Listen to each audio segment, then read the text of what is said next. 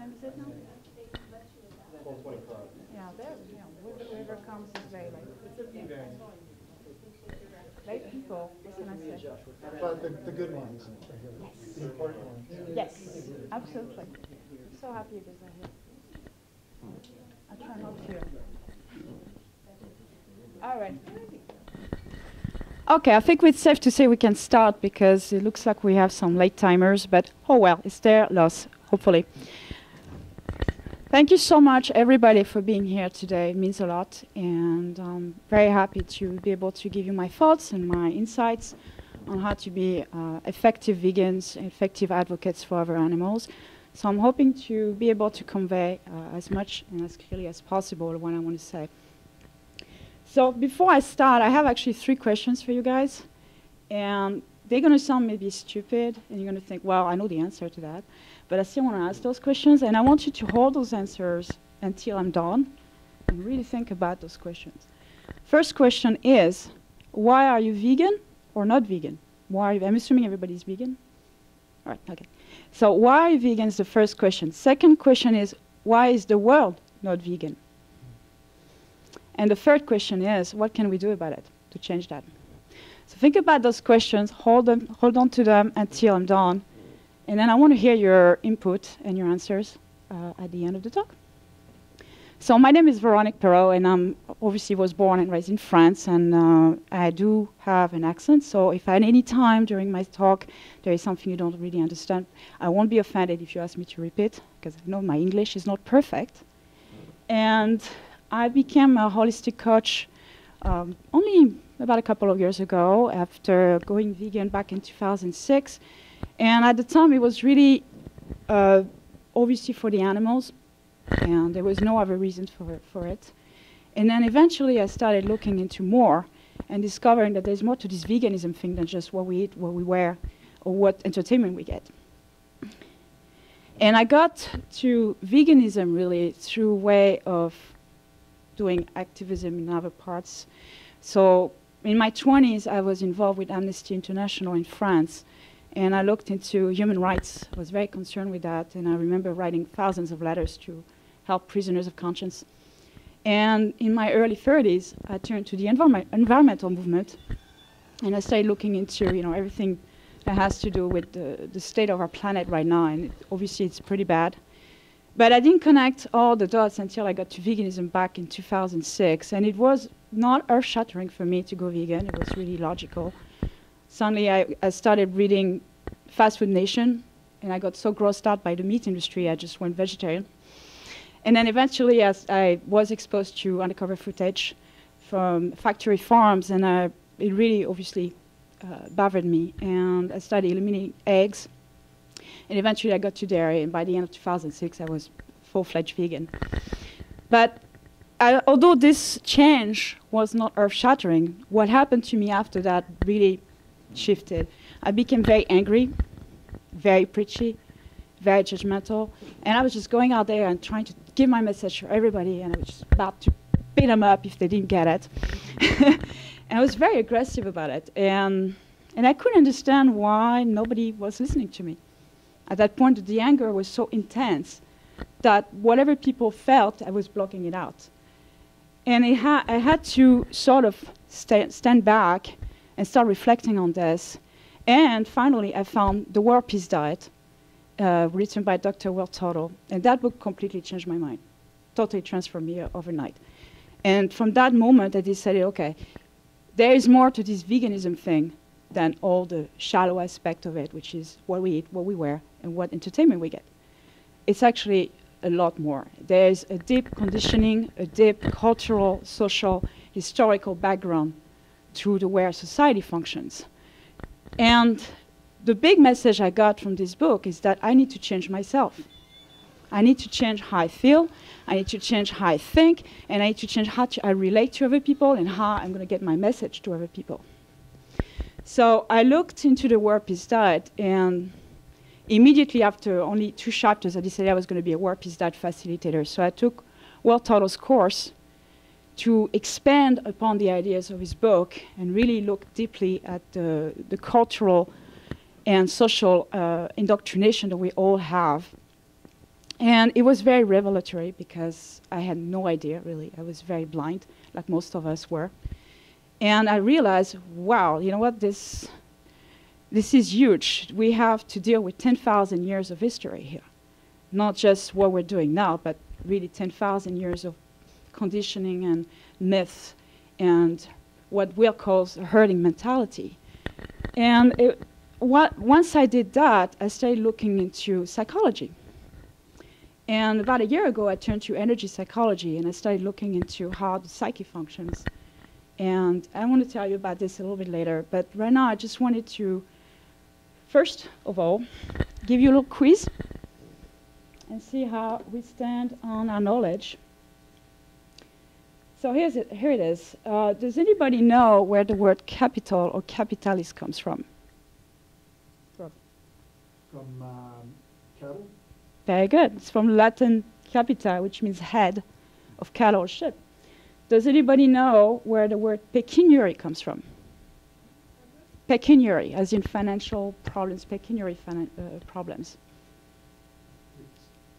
No. Good guess, though. It comes from the Latin pecus, which means cattle. Pecuniary. I don't even know what that means. It means, pecuniary means financial. So if you talk about financial problems, you'll say pecuniary problems. It's not a very commonly used term, obviously. And finally, does anybody know when the first use of the word war started in history? I see the looks of recognition there. And it comes actually from the ancient Sanskrit, which means gavya. And gavya literally means the desire for more cattle. So why does it matter?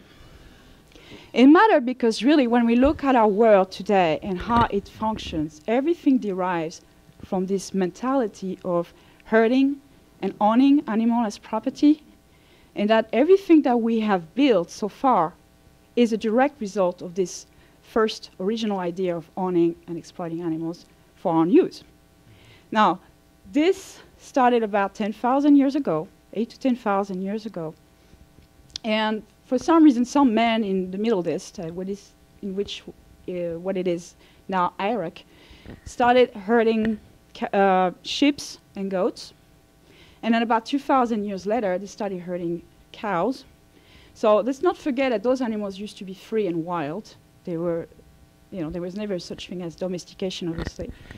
And then when this happened, something shifted, because we went from looking at animals as these sacred beings who were free and had a life of their own, who were co-inhabitants of this earth with us, to seeing them as things, properties, and diminishing their abilities and diminishing the way we saw them and treating them as just breeding machines and things to be used, to be exploited. And at the same time this happened, Will has this term that he used in his book called the domination of the feminine. So around the time that men started herding those animals, they also started exploiting women and reducing them from first-class citizens, second-class citizens, turning them into just breeders.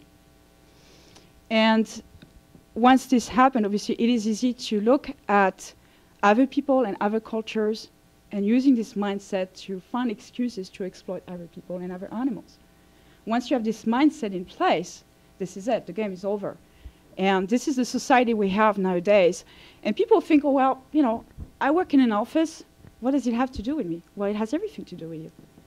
Because you're wearing probably animal-based products. You're eating meat. Your shoes are probably leather. And even though you don't see the cattle because they are safely, not safely, but well hidden in factory farms or on some smaller farms, and we don't see them, it is still exactly the same herding mentality on which our society is based.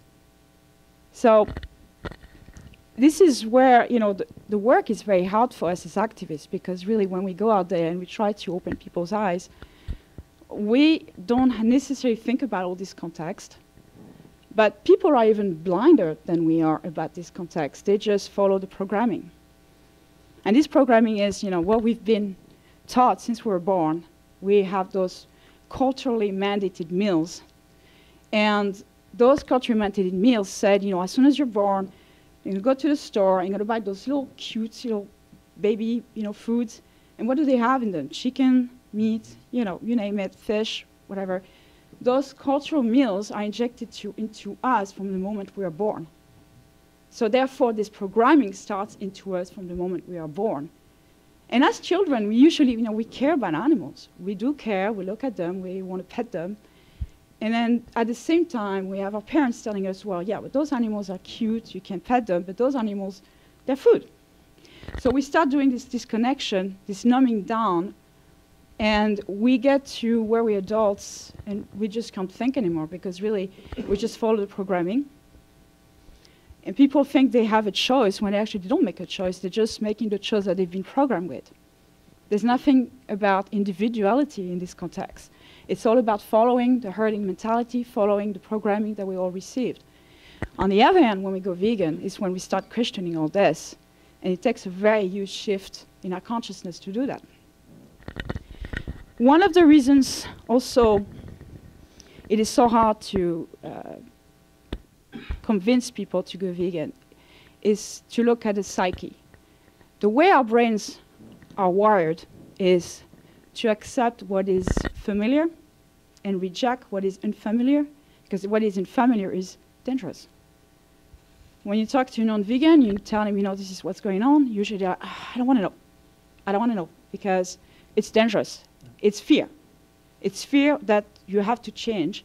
It's fear that you have to think about things you never wanted to think about, and you have to open your eyes. It's total fear. So people go into denial. They go into mocking us, and we all seen it. And usually, what is the first question they ask us? Thank you. Thank you.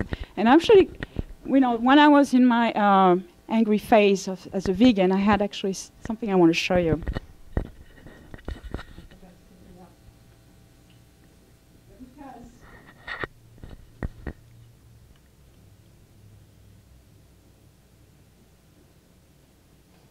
Because I was so annoyed with people always asking me, where do you get your proteins? That was a question that was really driving me crazy, and I just wanted to, really get violent. And I'm a vegan, right? So I decided I was going to do this.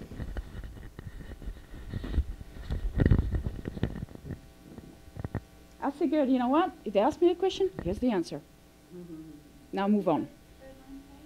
It says, where do you get, no, I don't eat meat. Yes, I get enough protein. No, my shoes aren't leather, and yes, I have a life. And that usually gives a good laugh to people who meet me on the street. I don't really wear it much anymore, but it's a good conversation starter.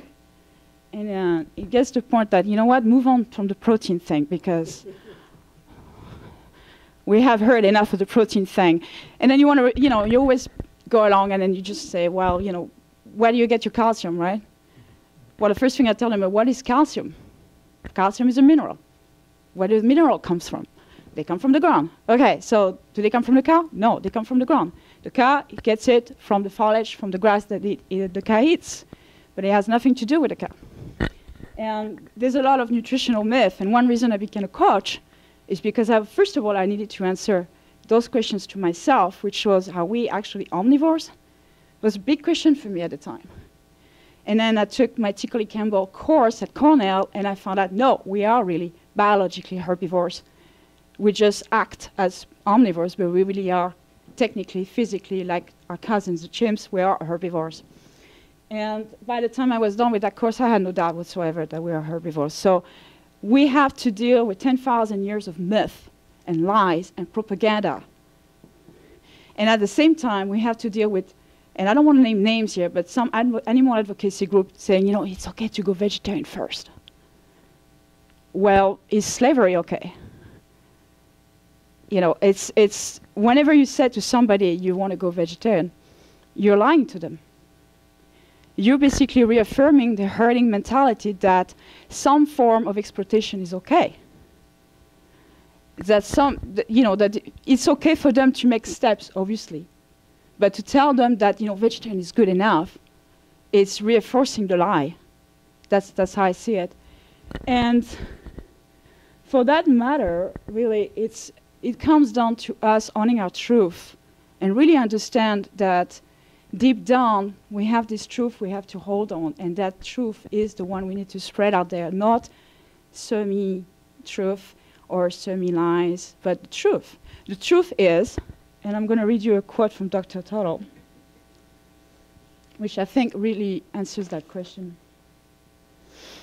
It says, more than anything else, veganism is truth, the truth of awareness of what we're actually eating, or what it takes to get it on our plates, of all the implications of our routine actions, the truth for our interconnectedness with all beings, the truth of our radiant essential nature, three, awake, loving, merciful, and wise, the truth of the ramifications of our meals, of our devastation of oceans for fish to feed chickens and cows whose bodies, babies, and yearnings we steal, the truth of our repressed and deadened horror, the truth of our inability to make some pretty obvious connections. Eating violence and terror, we long to avoid the truth. And I think that says it all right there, because it really is, when you look at other people, what do you see? I see zombies, personally. They're not awake. Those are people who are they're sleepwalking all day long, every day of their life. They don't question anything. They have no problem with accepting the dominant mentality. And we come and we tell her, hey, there's a problem in how the way you live. You need to rethink the way you live. And it's very threatening. It's very scary. Do you remember how you felt before you went vegan? Did you have doubts? Were you scared? Were there moments where you're like, these people are crazy? What the hell is that veganism thing? Do you have those moments? I know I never did, but I got those moments after I went vegan. And the reason was, at the time, I knew nobody. I was the only vegan I knew. And I was the only vegan I knew for the first few years. So I had absolutely zero idea what veganism meant or what it was supposed to be like. So I had to do my own research.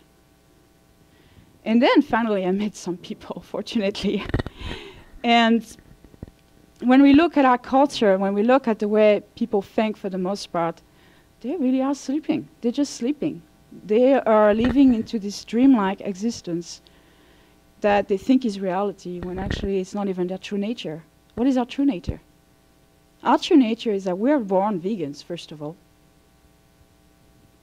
The only animal food we should ever have is our mother's milk. Okay? We are not designed physiologically to absorb any kind of animal foods. Even Walter Willett at Harvard said so, and he's sort of a mainstream doctor. He's not exactly radical like McDougall. But he said himself, the only amount necessary of meat in our diet is 0. And that goes for any other animal foods, obviously. I don't like calling them foods, but you know what I mean. And this is very hard for us, because when we go out there, we're faced with all those people who are completely have blinders on. And I think there's a lot to say about how we approach them, about communication, about language. The power of language is so underestimated in this community, so underestimated. And we also have to recognize, I was talking about a psyche, but we have to recognize how our brains function. And one thing I learned by going into energy psychology and epigenetics is that 95% of our awake time is actually subconscious. Our subconscious is like a replay machine. It just replays everything you had in your life constantly, replays the same old messages that you've been taught since you were born. 5% of our awake time is actually conscious. And that conscious is when you say you decide, you're on the road, and you decide you want to take that direction. That's a conscious decision. But nobody has to repeat you how to learn how to drive. That's completely subconscious. You already know. Nobody has to repeat it to you, because you already have that programming. Now we're dealing with a 10,000-year-old herding mentality that is deeply programmed into everybody's psyche. Now, what do you think is the thing that people think when we tell them you should go vegan? Do they think, oh yeah, that's a great idea, I'm going to go for it. Tell me how. Or do they say, what are you talking about? Are you telling me I shouldn't even, eat my mother's cooking anymore? What the hell? You're telling me that my religion was wrong all this time? You're telling me that my culture was wrong all this time? Get the hell out of the way. That's the reaction most people have. They are blocking it. They are denying it, and they will sometimes ridicule us. That's just their subconscious. Most people consciously want to do the right thing. Most people consciously feel of themselves, think of themselves as good people. But their subconscious, which is hugely powerful, tells them, well, no, no, no, you need to keep doing what you've been doing for the last 30, 40 years, because that's where you're safe. That's where you're safe. And we're trying to get them out of that safe zone that they've known all their lives and telling them, no, no, you need to do this differently, right? Now, here's the other kicker on this, which makes it even harder.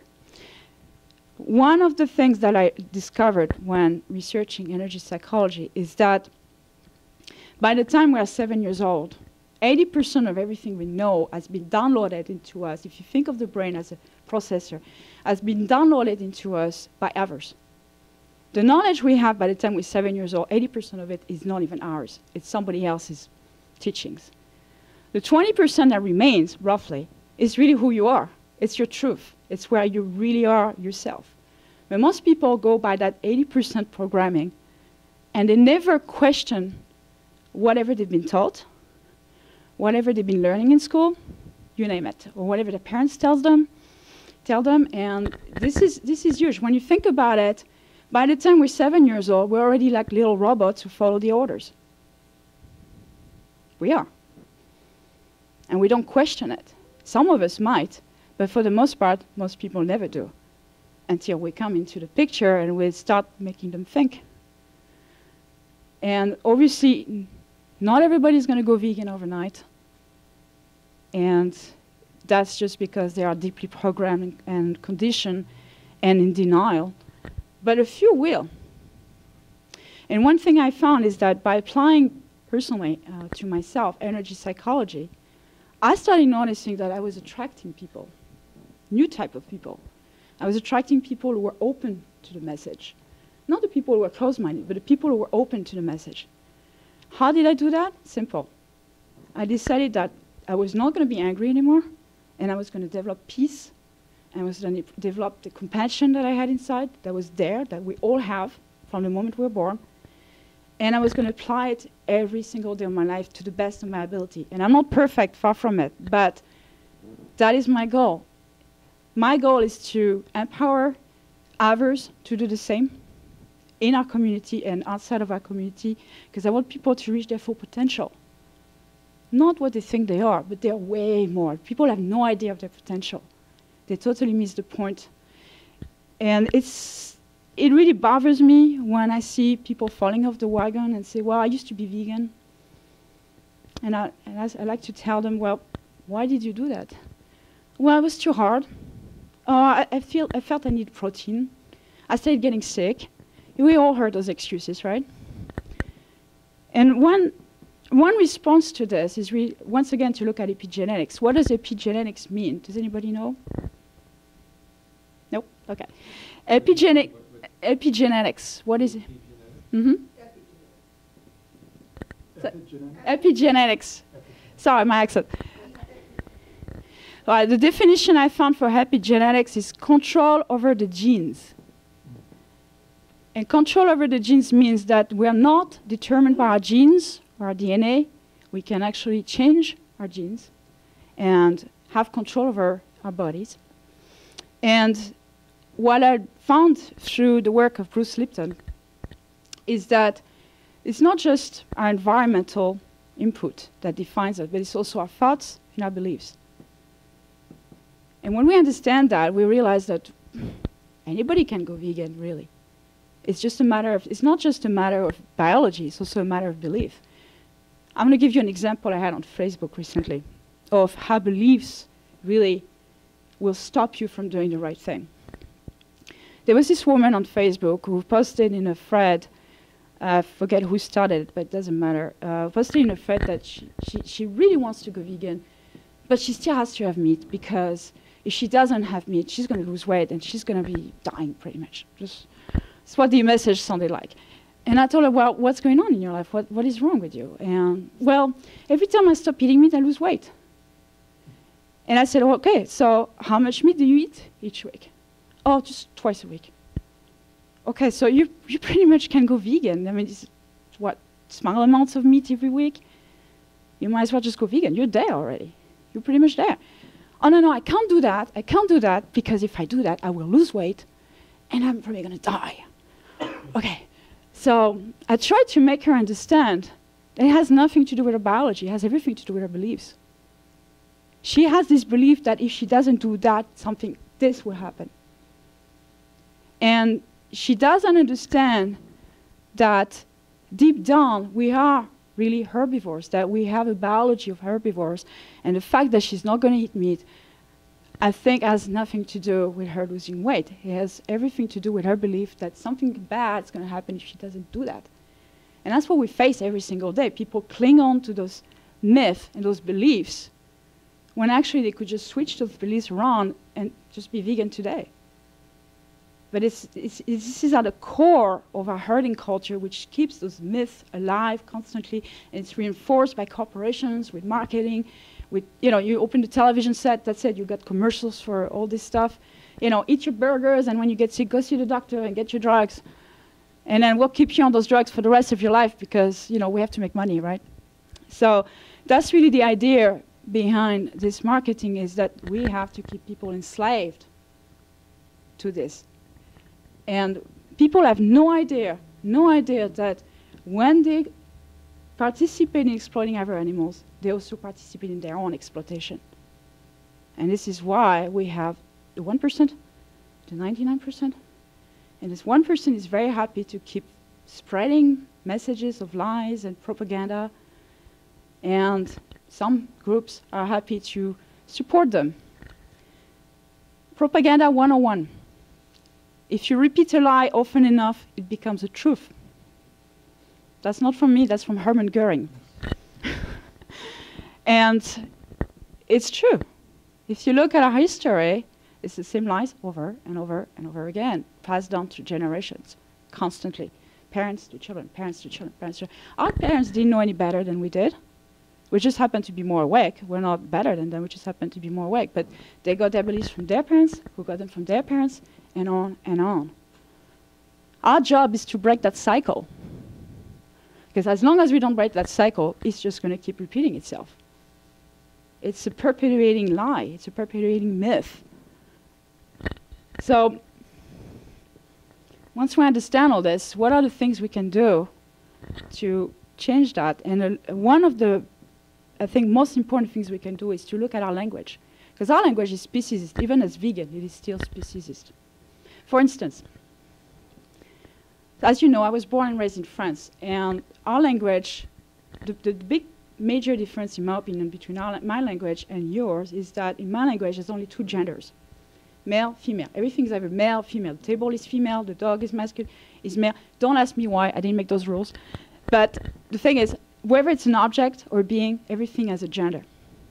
Now, when I started learning English, what really struck me was that there's this it gender. What the hell is that it gender?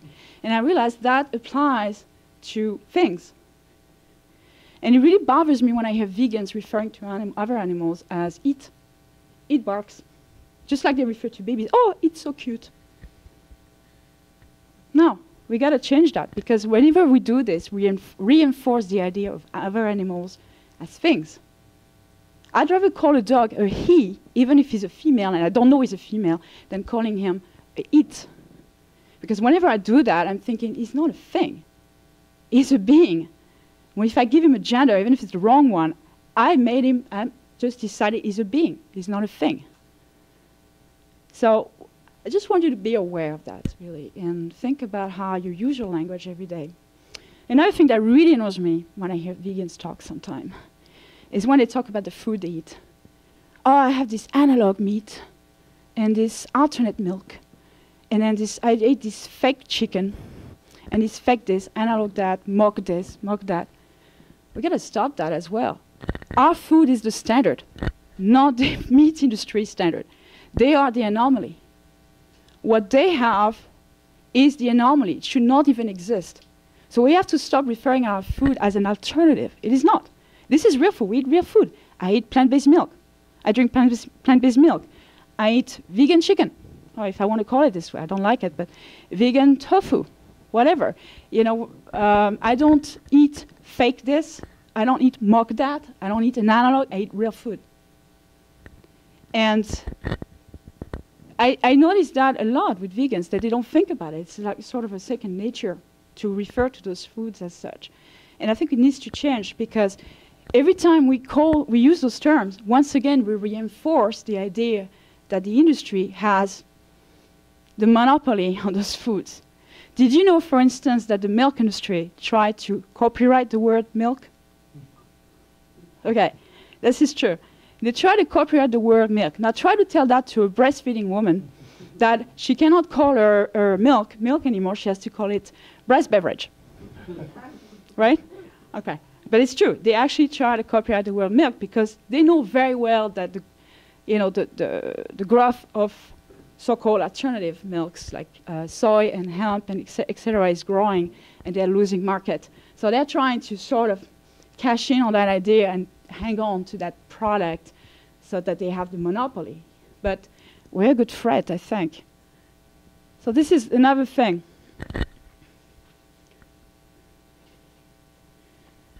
The other thing I'd like to talk about is I see a lot of that in our movement, which is there's a lot of anger. And anger is good. I mean, we have to be angry, because obviously we see all this horror, and it's normal to be angry. Being angry is normal. The way we use anger, on the other hand, is a very different thing. And if we go out there and we start yelling at people on the street, you know, how come you're not vegan? What the heck is wrong with you? I don't think this is a good way of turning people to our cause.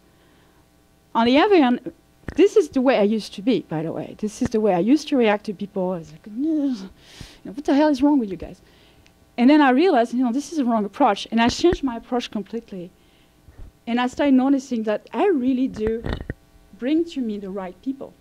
And it happened to me many times this last couple of weeks, when I had people who just literally came to me and we start talking, and they are receptive to the message. They just get it. The point is not to try to convince people who will never listen to you. It's to try to convince people who are actually ready to listen to you. And the reason I say that is because you guys have heard of the 10% tip point theory? You heard about it? So according to, I forget the name of the scientist, maybe you can remind me. There's a scientist who put this theory out there that anytime a new idea reaches about 10% of the population, you have a tipping point. And when that tipping point is reached, suddenly it becomes mainstream.